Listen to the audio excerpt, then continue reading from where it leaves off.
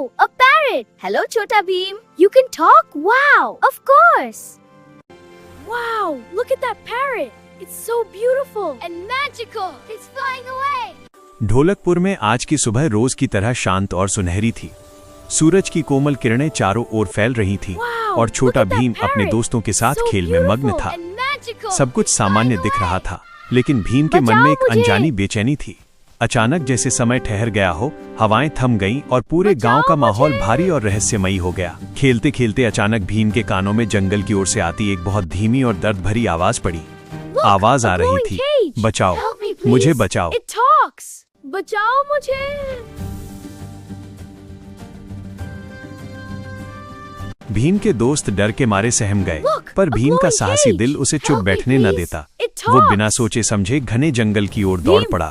जैसे जैसे वो आगे बढ़ रहा था, जंगल और भी गहरा और खामोश होता जा रहा था। जंगल के बीचों बीच पहुंचकर भीम की नजर एक अजीब चीज पर पड़ी। वहाँ एक सुनहरे पिंजरे में एक बेहद खूबसूरत जादुई तोता कैद था। तोते की आंखों में गहरा डर था, पर भीम को देखकर उसकी आंखों में उम्मीद की चमक आ गई। तोते ने गुहार लगाई, भीम, अगर तुमने आज मुझे इस पिंजरे से आजाद नहीं किया तो पूरे ढोलकपुर पर एक बहुत बड़ा संकट आ जाएगा। भीम के पूछने पर तोते ने एक गहरा राज खोला।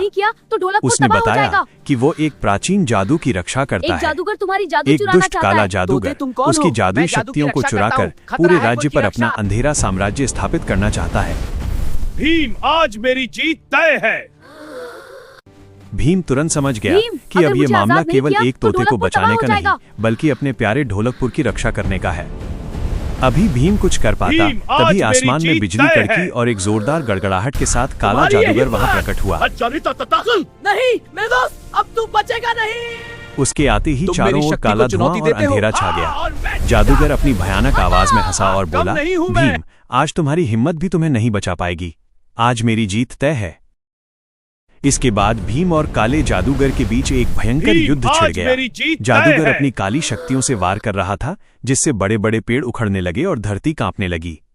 भीम भी अपनी पूरी ताकत लगाकर मुकाबला कर रहा था। नहीं मेरे दोस्त, अब तू बचेगा नहीं। लड़ाई बराबरी की थी और कोई भी पीछे हटने को तैयार नहीं था।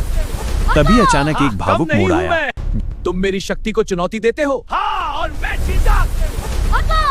जादूगर ने चालाकी से अपना वार भीम के बजाय पिंजरे में बंद तोते पर कर दिया। चोट लगते ही तोता बेदम होकर नीचे गिर पड़ा। तुम मेरी शक्ति को चुनौती देते हो? और मैं जीता। जादुई तोता अब पूरी तरह ठीक हो चुका था। उसने अपने पंख फैलाए और नीले आसमान में उड़ने लगा।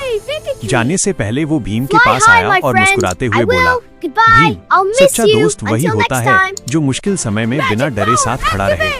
भीम उसे उड़ता हुआ देखता रहा और उसका दिल गर्व और खुशी से भर गया।